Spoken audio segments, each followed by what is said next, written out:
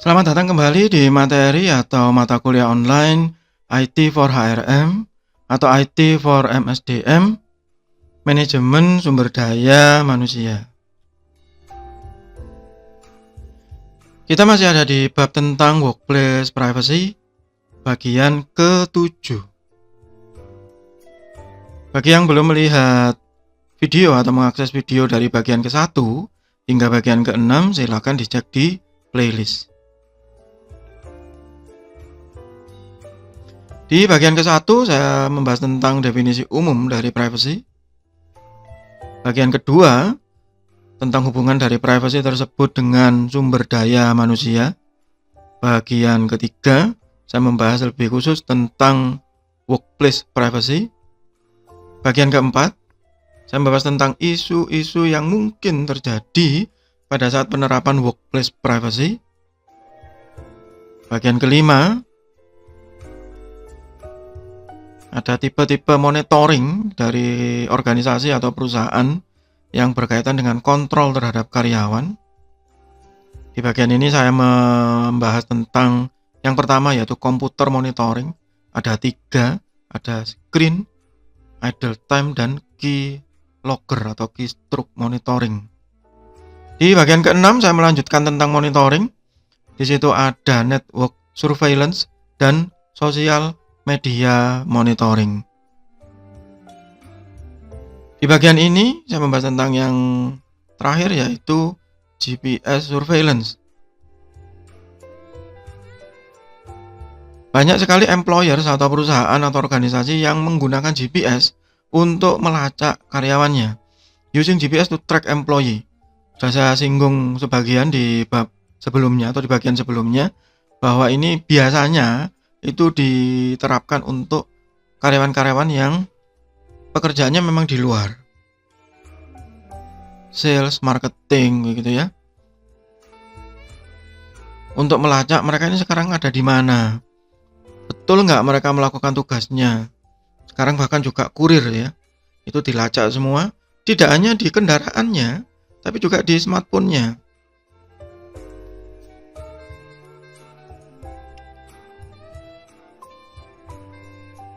Di luar negeri beberapa kasus hukum sudah terjadi. Some court have expanded from employer-owned car to employee-owned car as well. Court ruling have been in favor of employer. Jadi ada banyak tuntutan hukum. Saya ini di stalking, saya ini tidak punya privasi karena perusahaan selalu memata-matai saya. Ada di mana begitu.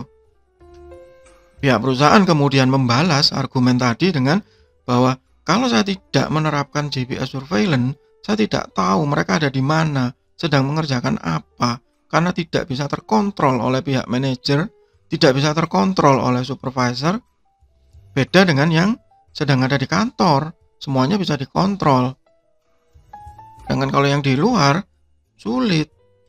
Bagaimana saya tahu bahwa mereka betul-betul menjalankan tugasnya? Bagaimana saya tahu bahwa kendaraan kantor tadi aman? Ya, ada juga yang berargumen atau berdalih bahwa penggunaan GPS surveillance ini untuk mengamankan kendaraan, misalnya begitu, sehingga jika terjadi kehilangan, perampokan atau apapun, maka bisa dilacak keberadaannya. Apalagi jika itu ekspedisi yang mengangkut banyak barang, apalagi kalau barang itu barang berharga. Ya, jadi ada banyak argumen di dalam ini. Dan ini juga bukan hal yang baru, sekarang teknologi sudah semakin baik, semakin canggih dan sulit untuk dimanipulasi. Ya meskipun itu masih bisa dimanipulasi. Ya, jadi itu tipe-tipe monitoring yang ada di perusahaan yang seringkali jadi isu karena banyak pendapat pro dan kontra di dalamnya. Ada yang berpendapat itu melanggar privacy, ada yang tidak. Ada yang menganggap itu adalah bagian dari workplace privacy. Ada yang menganggap bahwa itu adalah bagian dari upaya perusahaan atau organisasi untuk memantau produktivitas dan juga review dari kinerja karyawan. Saya sebut berulang kali di bagian sebelumnya bahwa apapun itu monitoring yang dilakukan harus dilengkapi dengan perangkat hukum yang baik, dilengkapi dengan kebijakan yang baik. yaitu policy specification. Di dalamnya harus memuat tentang apa yang dimonitor secara terbuka. Itu yang pertama. Yang kedua, establish that the organization computer and telephone system and other equipment are the property of the employer.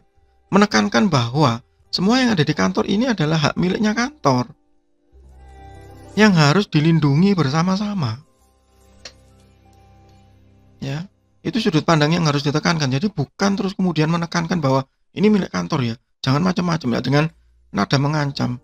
Naluri manusia jika diancam maka akan berbalik arah.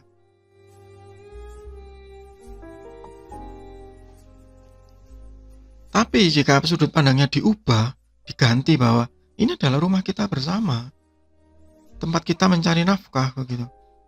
Kalau ada sesuatu yang rusak, ada sesuatu yang kemudian menjadikan bahaya bagi semua orang yang ada di rumah tersebut, ya berarti kita bukan termasuk keluarga di dalam rumah itu.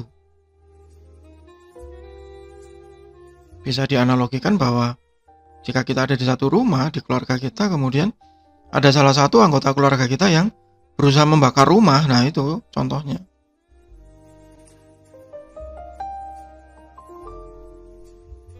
Memberikan spesifikasi bahwa semua perangkat tadi, terutama yang berhubungan dengan IT, itu memang digunakan untuk pekerjaan, bukan untuk yang lain.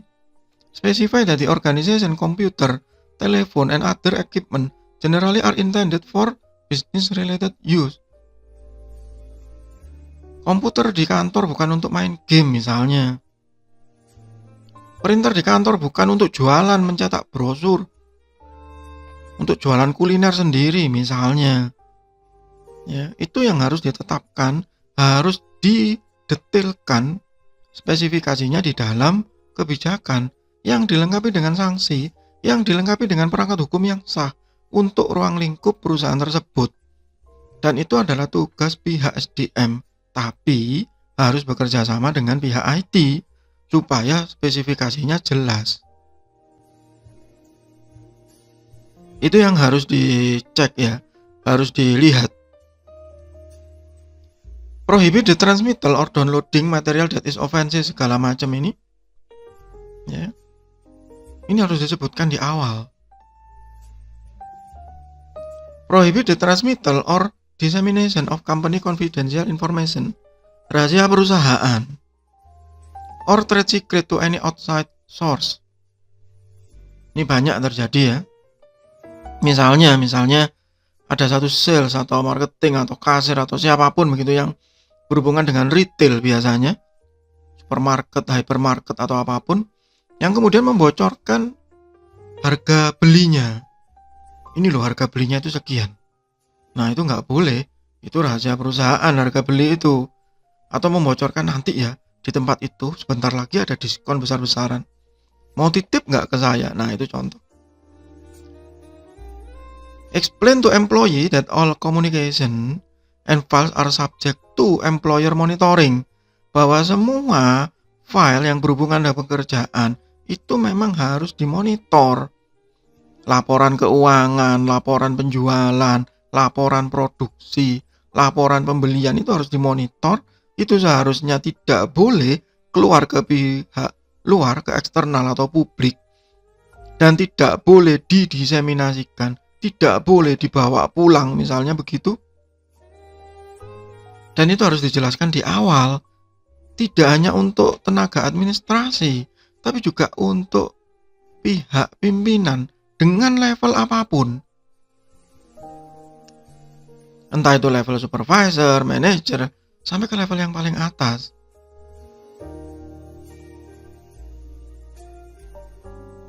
Dan isi dari kebijakan tersebut memang pasti berbeda untuk tiap organisasi atau perusahaan. Tidak ada satupun aturan yang baku.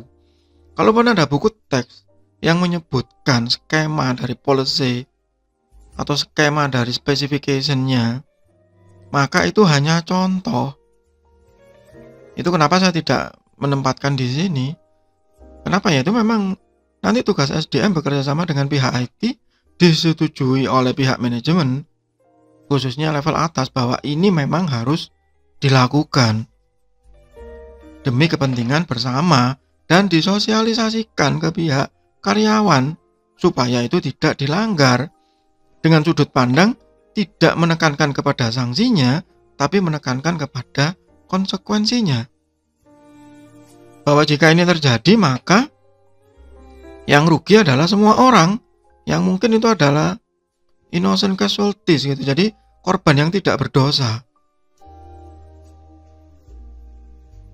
Inform employee that any unauthorized use of company can result in discipline, yaitu tadi sanksi ya. Require all new hires to sign a written acknowledgement. Nah ini yang saya sebut di awal, di bagian sebelumnya, bahwa itu seharusnya ditandatangani dengan model terserah mau apapun istilahnya, surat kontrak, surat pernyataan, apapun, that they have read and understand the policy and they agree to abide by its term as a condition of employment with the company. Harus setuju. Kalau misalnya tidak setuju dengan peraturan, ya jangan ada di situ. Itu kalau opini pribadi saya. Kepengin ada di rumah situ, patuhi peraturan rumah itu. Kalau nggak kepengin patuh sama peraturan rumah itu, carilah rumah yang lain. Analoginya kalau Anda masuk ke rumah seseorang, dan di rumah orang tersebut diwajibkan buka alas kaki, buka sandal, buka sepatu untuk masuk, ya patuhi. Kalau Anda nggak mau patuh, maka yang punya rumah tadi akan marah. Dan Anda nggak bisa berdebat dengan yang punya rumah tadi. Bisa-bisa Anda diusir. Apakah yang punya rumah tadi salah? Ya tidak. Rumah-rumah saya kok, peraturan-peraturan saya kok. Dia nggak mau patuh sama peraturan rumah saya, pergi. Nah begitu pasti.